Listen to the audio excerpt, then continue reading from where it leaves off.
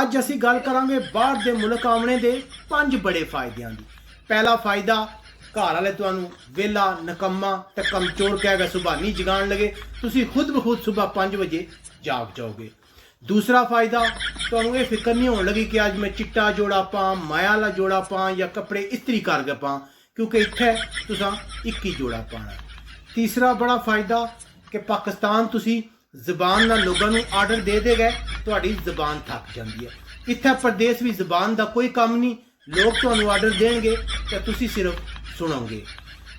चौथा बड़ा फायदा कि पाकिस्तान कम ना करने की वजह तो तुहाडा वजन वध जाता है, जबकि बाहर के मुल्क कम कर करके तुहाडी फिटनेस बरकरार रहेगी, बल्कि तुसी सुक के ढीला हो जाओगे। पंजवां बड़ा फायदा, तुसी पाकिस्तान सोचते रहते हो कि जब मैं वलीमे ते जाऊँगा या दोस्त की पार्टी ते जाऊँगा तो किहड़ी डिश खाऊंगा।